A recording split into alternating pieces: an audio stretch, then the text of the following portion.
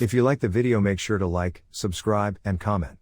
For more videos like this. What's the most terrifying thing you've seen in real life?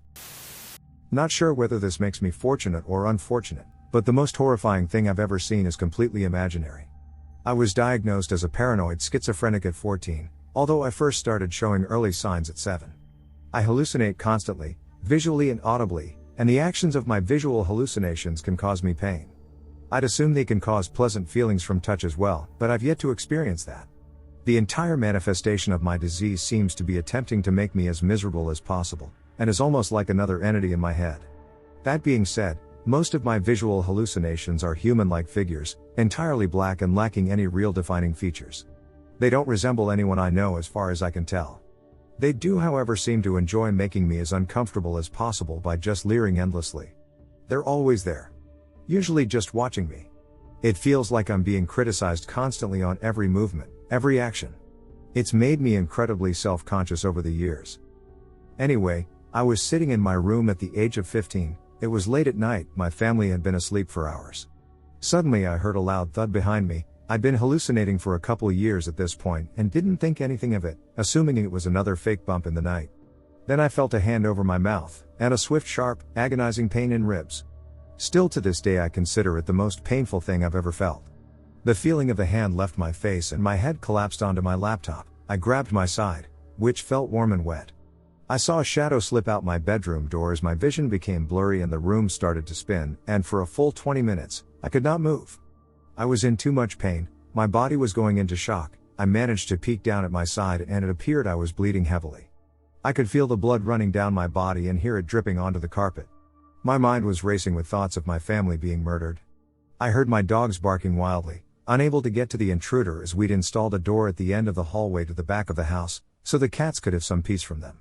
My heart pounded louder than I could deal with. I heard screaming of how much of a failure I was, how I was a complete idiot, that it was all my fault that my family had been killed. Tears rolled down my face, and finally I let out a scream of some sort. A few moments later my sister opened my door, turned on the light, and the nightmare vanished. The pain in my ribs dulled significantly but still burned. I lifted my head from my keyboard and the pool of blood below me was gone. I pulled my hands from my side and they were suddenly clean and dry. My sister looked at me with a worried expression, asking what was wrong, wondering why I was bawling and screaming at 2 a.m. I sobbed even harder and all I could offer as an explanation was I'm just insane. That was the night I realized I would have to deal with this for the rest of my life. That I would experience traumas and stresses that never existed for the rest of my life. That I would question the motive and intention of every single person, relative or stranger, for the rest of my life. But hey, at least in the end, most of my fears and worries end up being made up. To this day I have no explanation for what I saw, and I don't know if I want one. I just choose to not think about it often. About 8 or so years ago, my friend and I were walking through the woods on the mountain behind my family's summer camp in NH. We were 15-ish. The woods are pretty thick in this area. We weren't on a trail or anything, just putzing around in the woods like idiots as only teenagers can do, but I have a ridiculously good sense of direction and can always get home in these woods, so we weren't concerned. Anyway, it starts to get a bit dusky, so we head home, which I believe I estimated to be about a half-hour walk down the steep-ass slope of the woods. Walking down a super steep incline like that is a hell of a workout on your calves, and at this point we are about 10 minutes walk back from camp, so we stopped on a big rock for a second to rest, and as we're doing that I hear movement to our left, leaves rustling and sticks cracking and such. The ground here is literally always covered in a thick layer of fallen leaves all year round until it's under snow. We sit very quietly for a minute, hoping to see a deer or something, when out from behind this huge upended tree root structure maybe like 30 feet from us or so, not sure on exact footage but I'd say like a yellow school bus lengths away, is the biggest fucking coyote I've ever seen in my life. It was absolutely gigantic. Like larger than a Great Dane. So we are completely terrified, thinking we are about to be eaten by a pack of coyotes. It takes a few steps, not toward us but sort of just straight ahead, which is to our right, and it's looking at us and sniffing its nose up. We are just frozen in place in fear and uncertainty, not at all sure of what to do. When this thing stands up on its hind legs. It's standing. I cannot possibly convey to you the wrongness of this sight. It was just this intense feeling of something so unnatural. It immediately turned my blood to ice. It stands there for about 3 seconds or so, just looking at us all hunched at weird angle before our bodies unfreeze enough to run as fast as humanly possible down this incredibly steep leaf-covered mountainside to my camp. We made it home in less than 5 minutes. No sign of that thing, and I have not gone back into the woods since. It was the most disturbing thing I've ever seen in my life, and he saw it just as clear as me. We only spoke about it one time again after that weekend. I don't even know how to explain how this thing made me feel. Like everything in that moment in time was wrong and broken and nothing would ever be okay again. It makes my eyes water and covers me in goosebumps just thinking back on it. I'm well aware of how unbelievable this is, which is why I don't talk about it. But I know what I saw. When I was younger, I kicked a ball over the fence of my dad's friend's house, and naturally I stepped on the fence and poked my head over to see how far it had gone. I saw a man a decent distance away in the backyard, so I called out asking if he could pass my ball back over, but he wasn't responding, so I asked my sister if I was seeing it right. She looked and thought it was a scarecrow. I went to tell my dad and his friend, and they looked at it and called out, but still nothing. They jumped the fence to check it out, and it turned out I was calling out to a man who had hung himself to pass my ball back over. Few cops etc. came. That's about all there is to the story. It wasn't really scary, just creepy. I was pretty young, but it didn't really get to me or anything. I do remember it pretty decently though. Waking up totally covered in blood. I was walking to class and got hit by a car. I'm not sure what was happened in the moments leading up to it, but I woke up in the middle of the road, cradling my head. I distinctly remember lifting my head and looking at my blood-covered arm, thinking I'll deal with that later, and putting my arm back under my head and going back to sleep. I turned out pretty okay, but I genuinely think the accident made me dumber. My grades slipped hard after the event. Worked as a healthcare security officer in a rather large locked psychiatric ward. One day I was leaving dispatch and happened to catch on our old black and white monitor a man sitting in the middle of the main floor. Something struck me as wrong. Suddenly I saw a black puddle beginning to form under the man. I go running up to the unit, and there sat a man in a puddle of blood. I called for backup, but he stood up and ran at me. I fought this guy for about 5 minutes, both of us covered in blood.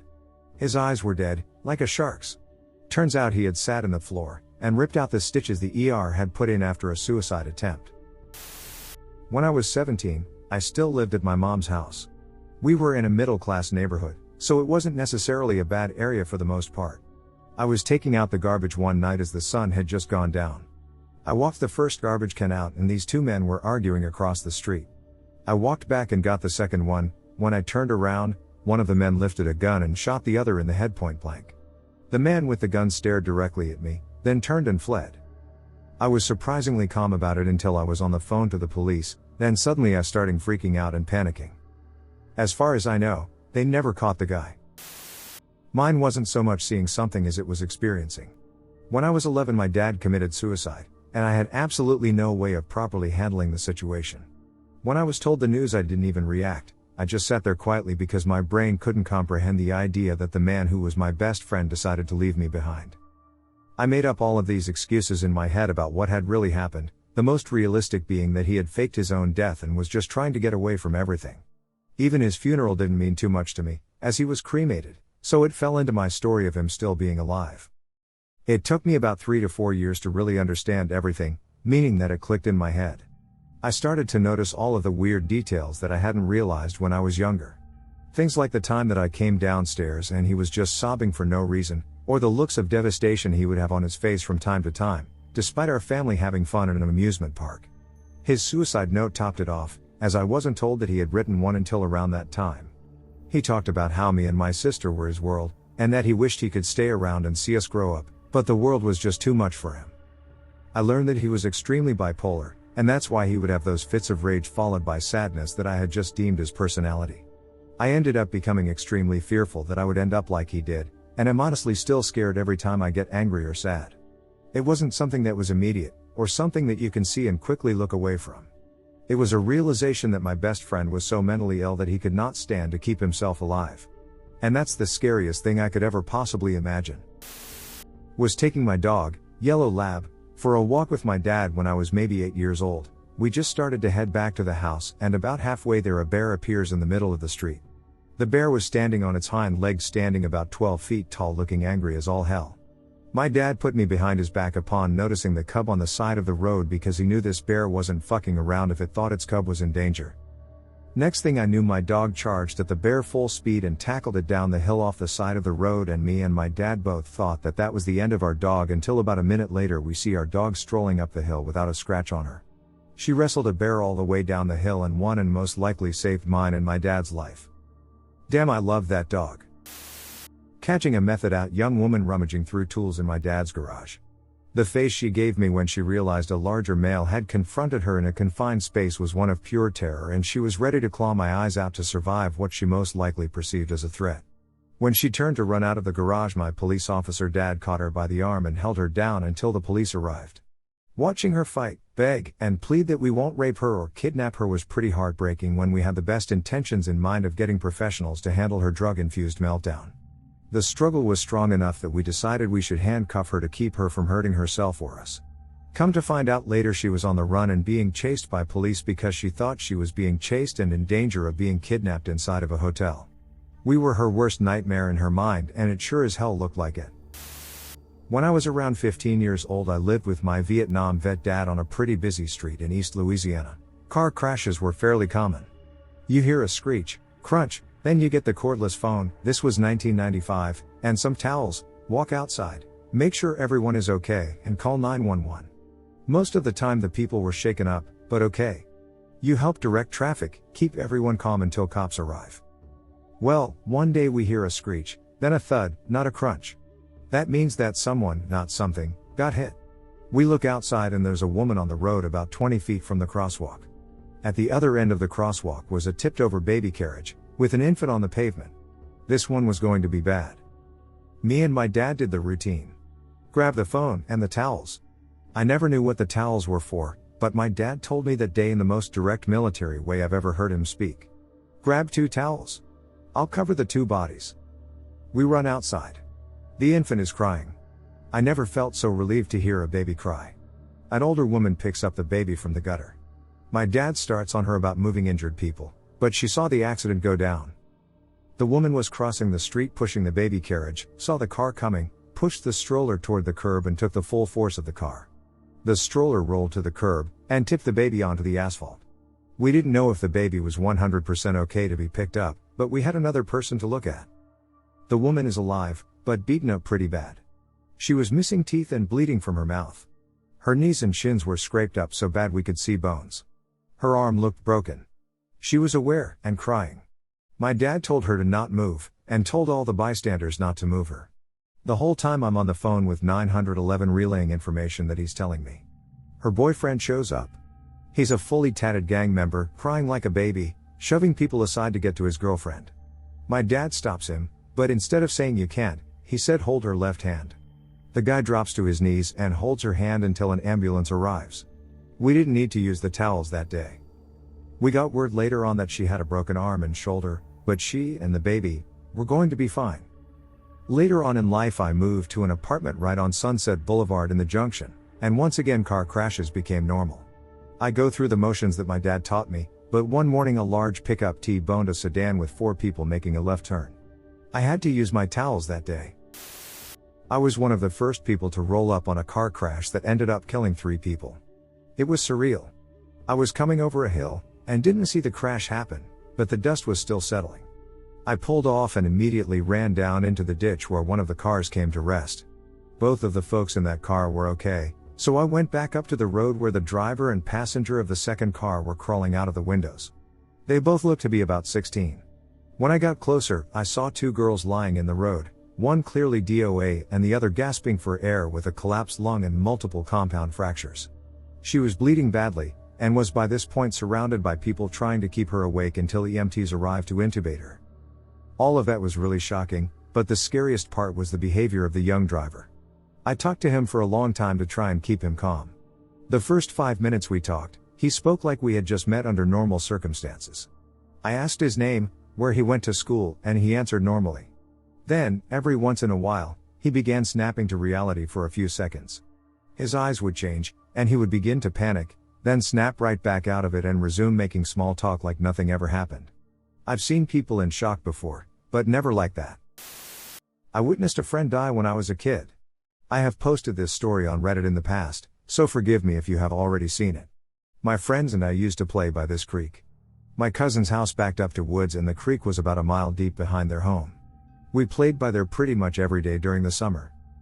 One thing we used to do was swing from one side to the other with a swing we made. One day we were swinging and one of our buddies, Josh, slipped. It wasn't super uncommon to slip. You usually just fell in the creek, got wet, and went home and changed later. This time was different. Josh fell backwards and ended up hitting his head perfectly on these large rocks that were by the edge of the creek. The impact was so bad and he was bleeding profusely. My brother jumped in to make sure he didn't drown. I ended up running back to my aunt's house with one of my cousins and a friend. My brother, other cousin, and another friend stayed back. We got help but it was too late by that point. It was just a freak accident. We fell so many times off that stupid swing and nothing ever happened. He just fell wrong that day and it ended his life. I could hear his parents' screams from my aunt's backyard when they got back there. It was awful. I still can't watch movies that involve kids dying, and as a dad now, I can't imagine letting your child out to play and then finding out they died. It has made me realize that life is short and accidents can happen anywhere, so it has actually made me less overprotective when it comes to my own kids. That experience changed me as a person. I saw a 5-year-old girl fall about 30 feet from a chairlift while skiing. When she landed, I was about 15 feet away. She landed on her stomach. I called ski patrol immediately, but the time it took them to get there felt like an eternity. It was probably not more than 5 minutes. I had no medical training other than very basic do not move the injured person. Since her face was directly in the snow, I took my jacket off and I held her neck/head still and had a nearby person slide my jacket under her face.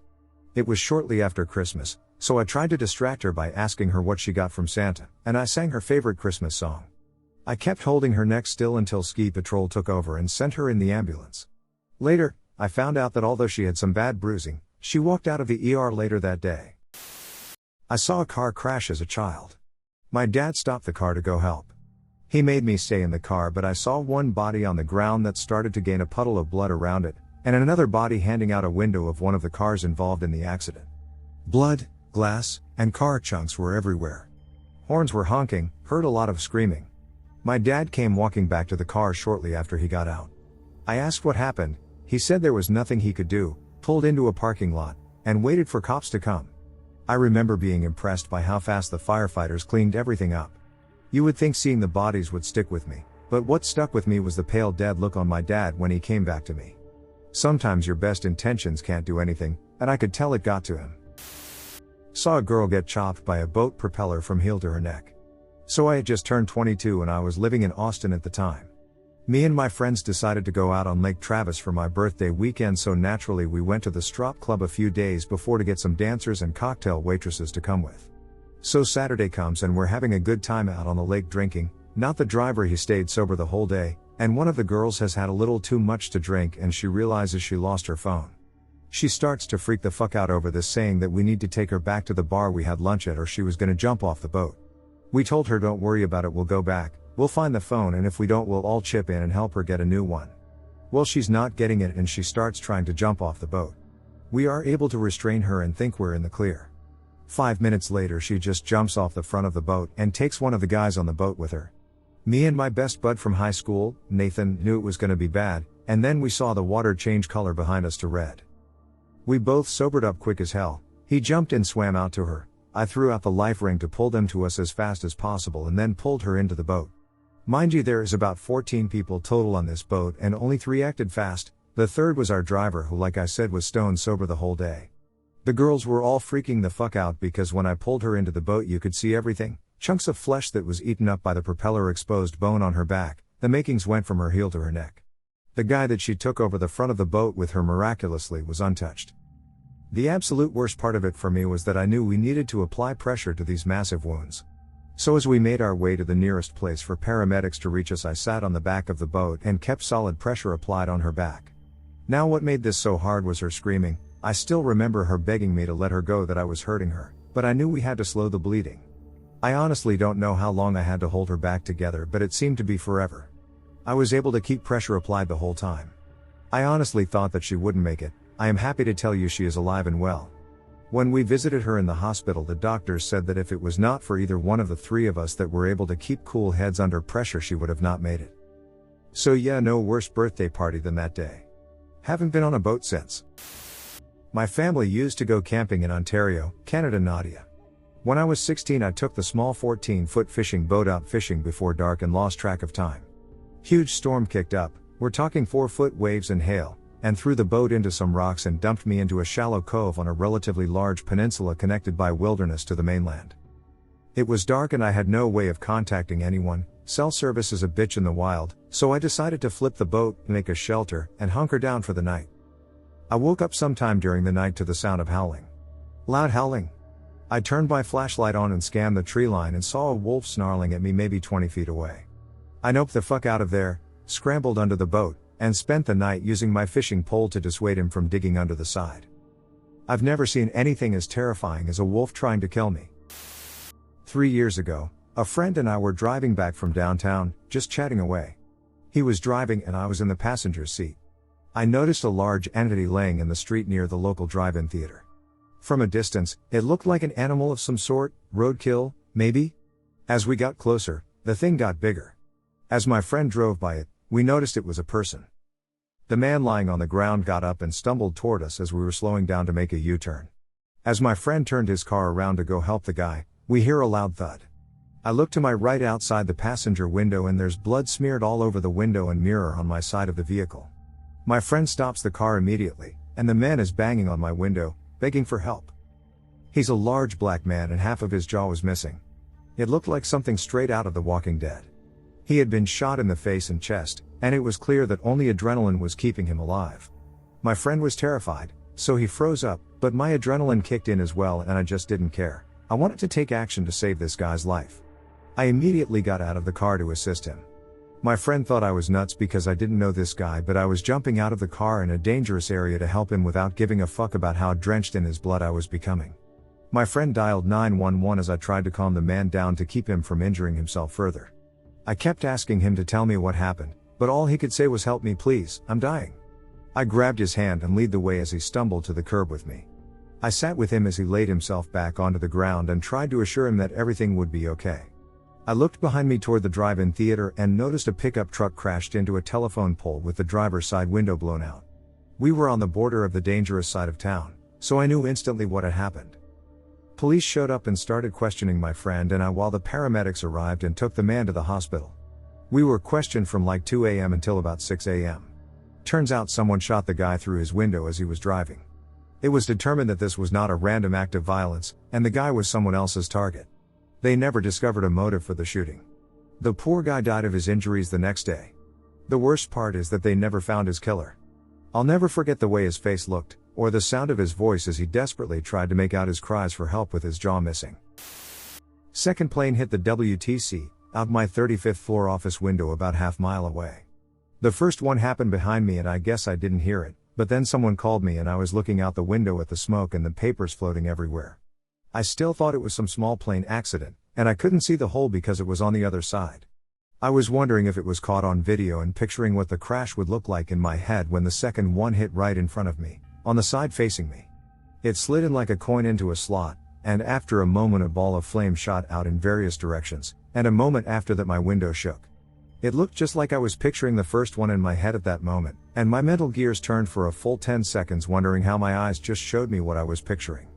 It wasn't until someone ran into my office asking what happened and I heard myself tell them that I realized it. I walked down 35 flights, walked miles home to Brooklyn, watched the second one fall on TV, then found my wife and toddler daughter at a gym class, and immersed myself in my daughter's world where this didn't happen.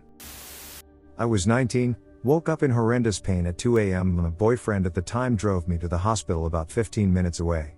I would smoke a cigarette and light a new one with my old one as it was the only way I could breathe. A sharp pain in my left side that felt as though I was being stabbed with a butcher knife. Boyfriend starts to panic as I think I'm having a heart attack, doesn't pay attention or care about speed limits. Cop is sitting at a well-known speed trap about a mile from the hospital. Boyfriend panics harder with a cop car behind us. He thinks I'm dying. I think I'm dying. He decides to try to make it to the hospital and maybe explain later, I don't know.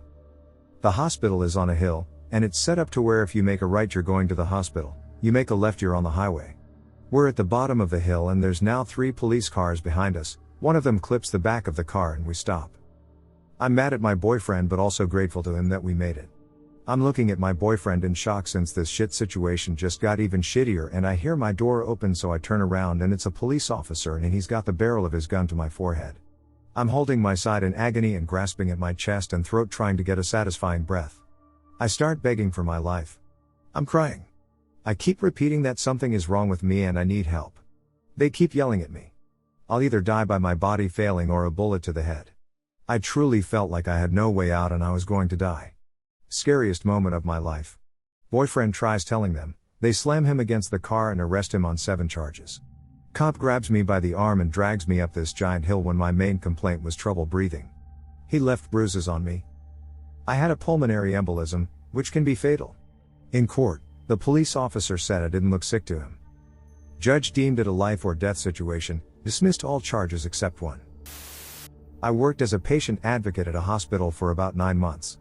We made sure people were satisfied with how they were treated by the staff, took compliments and complaints, etc. One of my jobs was to sweep through the ER and check on everyone. We were also required to respond to all codes because we were the ones that tended to the family members when crazy shit was going down. We were essentially grief counselors on the front line, which is pretty hard to do with just a bachelor's in psych, hence only doing this for 9 months. I saw a lot of people die, but one of my first nights I will never forget. A man in his late 40s or early 50s was rushed in. He had cancer for a while but was suffering from, sorry I'm not a nurse or doctor, some kind of shutdown. I don't know if it was the beginning of a heart attack or what, but he was very frantic. He was flailing around on the stretcher and making loud groaning sounds. His eyes were wide open and very panicked looking. They were darting around the room and he looked right at me. I saw his fear. It was terrifying. The ER nurses and code crew were trying to calm him down, saying, Mr. Jones, be still, calm down, be still, and he just kept making panic noises and flailing. Then he went quiet, he went unconscious suddenly, and I've heard this is common, but he evacuated his bowels simultaneously. The team was using the paddles on him at that point. The sounds of all the machines, them intermittently saying clear, I couldn't believe I was witnessing it. I know this is a somewhat regular thing for doctors and nurses in the ER, but for me, having never witnessed death, it was insane. At that point his daughter rushed through the curtains and I realized it was my job to console her. I somehow got her to follow me to the quiet room, but obviously she was inconsolable. I couldn't shake that eerie feeling for days. I feel dizzy writing about it 5 years later. A guy I thought was a friend tried to commit suicide in front of me. He had the whole day planned out. He asked me to drive him up to the mountains. He had me stop and get a disposable camera. He had me stop at one waterfall and then another. The second one had an 80-foot fall. He asked me to take his dog down below and take a picture of him. Immediately after the photo he went down. The waterfall was fairly dry, but there was a small pool at the bottom, about the size of a coffin, like the ones that flare out at the elbows. There was also a ledge maybe 20 feet down. I ran up to him thinking he was already dead. I called 911, but it was a dead zone. I had 0 bars. It went though anyway. All the operator got from me was, friend, off cliff, then my phone died. Those 911 operators did some heroic level detective work to find out who I was and where I was calling from. The tower that received my call was apparently in a neighboring state. It took several hours before they found us. The sun was almost completely gone when I saw the silhouette of a head poke over the top of the cliff. He was airlifted to a hospital a pretty long way away. The guy was in the hospital for more than a month. He had broken all of his ribs, punctured both lungs, torn his liver, broke his pelvis, had part of his wrist jutting through his skin, and cracked his skull. He lived though. The guy was the one who got me started on meth. In fact, I had been up for several days when all this happened. My head was already fucked before all this, but I was on the verge of losing my mind when the cops finally showed up. My parents took me in, as foster parents when I was 4. They adopted me a couple of years later. They continued to take in foster kids throughout my childhood, around 70 kids in total over the years. As you can imagine, new kids in the house, over the years, had its positives and negatives. The experience that terrified me the most happened when I was 13. We had a foster kid move in, named Jack, who was 17. This motherfucker woke me up every morning by punching me and laughing. I'm talking full-on body punches. Nothing that my parents would notice, because he was too smart for that. He told me that if I ratted him out, he would kill me. After a few months, he ran away. I was incredibly relieved. Fast forward a couple of weeks. I am taking out the trash and it's dark outside. I go behind the garage to dump the trash and I see my dad's motorcycle parked behind it. I am confused because it had snowed that day. Why the fuck would my dad ride his bike in the snow and then leave it outside? I went in the house and asked him. As you can imagine, shit hit the fan. Cops were called, found out the freezer in the garage was emptied. Long story short, Jack moved in 6 blocks away with friends. Police found the specific brand wraps from the meat in the trash. Jack was long gone. Fast forward a few months, watching the late news with my mom. A story comes on about a group of guys breaking into an old man's house, in a town an hour away. They tied him up and robbed him. As they were leaving, one of them said, "Go on, I will be right there." They went outside and he came out in a few minutes. Little did they know that he beat this tied up old man to death. Jack's picture came up, arrested for murder. I'm not sure at what point in this whole mess that I was scared the most, but knowing that he might have really killed me if I ratted has stuck with me until this day. I'm 48 BTW. Was playing with a friend at apartments where we lived. Apartment parking entrance was at the other end of the apartments. Friend's dad gets on his motorcycle to go somewhere. From the entrance to where we were playing is maybe 300 yards away. His DOS turns out into the road and accelerates quickly and gives a beep beep as he is passing by. He went maybe another 50 feet and was hit head on by an oncoming car. His body folded underneath the car as it skidded to a stop with his dad wedged under the front end. The car came to a stop right in front of us. I remember seeing his dad's brains. He was wearing a helmet and it was worn down as the car dragged him down the road. I can still clearly see that flashbulb moment and how smoothly graded away the helmet was and how little blood there was at first. Later in life I learned the lack of lots of blood meant he was dead by time the car stopped, or at least his heart stopped beating. There did end up being a lot of blood, but it didn't gush out at all. I remember later that day going back to that spot. There was a blood puddle right off the road and files all over it. I was 9 years old. I don't remember the kid's name or his dad's name. But I remember he was riding a black and red Honda CB and it said Hawk on it, and the car was a 1974 Ford Country Squire station wagon. We had the exact same car and color. I remember the blood puddle and all the flies. The flies weren't house flies, they had a green metallish color. I was more disturbed by the flies. I knew it was a person's blood, and somehow the flies eating/drinking it was what shocked me the most that day. I think I was in shock or something because I don't remember reacting to the accident that much. Other than the fear of the screeching tires. So, this story might sound like bullshit to some, but I swear it happened. Well, enter the scene, my cousin, a pair of mutual friends, and of course, me. It was a lovely summer night, a pair of years ago, and we were in the middle of nowhere in a swampy ass forest setting up a camp. We really like camping, even though the entire group that was there at the time was the sort of peeps to stay 40 hours awake staring at screens and playing video games. So we were there, chilling as we lit up a small fire to cook marshmallows over. We were sharing stories and fucking around when suddenly we hear some rat-like noises, and being the stupid fucks we were, we decided to go check it out, with a pair of sticks and stuff in case it actually was a big one. So, after my horrible luck decided that I was gonna have to be the one to carry the flashlight, we set out, and it wasn't 10 minutes until we reached some sort of small lake. Not seeing anything, I begin swiping the flashlight around in search of whatever was making the noise. Then we see it, or more accurately, them. A whole bunch of koi poos, straight up, like 12 of them, staring directly at us. I've seen these guys before. They're like huge rat beavers, and they aren't really that aggressive. But they're territorial. Before we had a chance to back off, the whole group began to swim towards us, and we had to hightail it out of there. Sticks or no sticks, I wouldn't give my chance against a group of angry beaver rats with orange teeth. I was on a father-son campout for church when I was a kid, late 70s, early 80s, not certain of the year, in a forest in northern Arizona. Yes, they have forests in Arizona. I was showing one of the younger kids how you could take a stick, put it in the fire, and catch the end on fire. It would burn out pretty fast and just leave a glowing ember that you could wave around and kind of make pictures in the dark, a fun optical illusion. I knew enough to throw the stick in the fire pit once I was done with it. The younger boy was not. He got called by his dad, so he threw the stick back into the woods where he'd found it. You can probably see where this is going. Forest fire, and essentially my fault. Strangely enough, it didn't really terrify me at the time, but I realize how bad it could have been now that I look back on it years later. The men and older boys made a bucket brigade and fought it as best they could until firefighters arrived. I, being one of the older kids not involved in helping with the fire suppression, got to try to keep some of the younger kids calm as their dads worked on hauling water from the creek. We very well could have all died if the fire had smoldered until we'd all gone to bed. It seemed more surreal to me at the time. I wasn't scared, even though I should have been. Maybe my inner pyromaniac was getting off on it. Maybe I was too young to grasp how bad it could have been. I don't know. Seen several firefighters die in forest fires since, not personally, but on the news. My 16-year-old nephew, his body cold, his lips blue, his mouth slightly open with dry blood around some of his very well cared for teeth.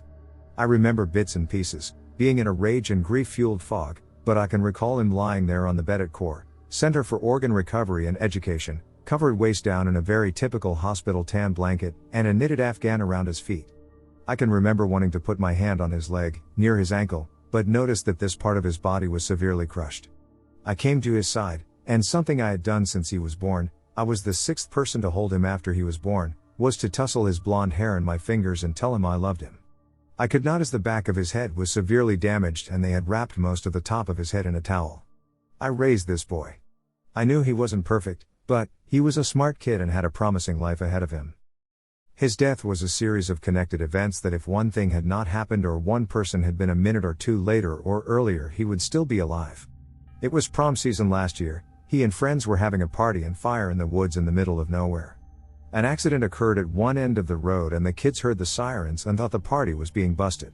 My nephew, coached by us all to never ride with anyone drunk, called his best friend's dad to come and get him. Dad came in the way of the earlier accident and had to turn around and come in the other end of the road.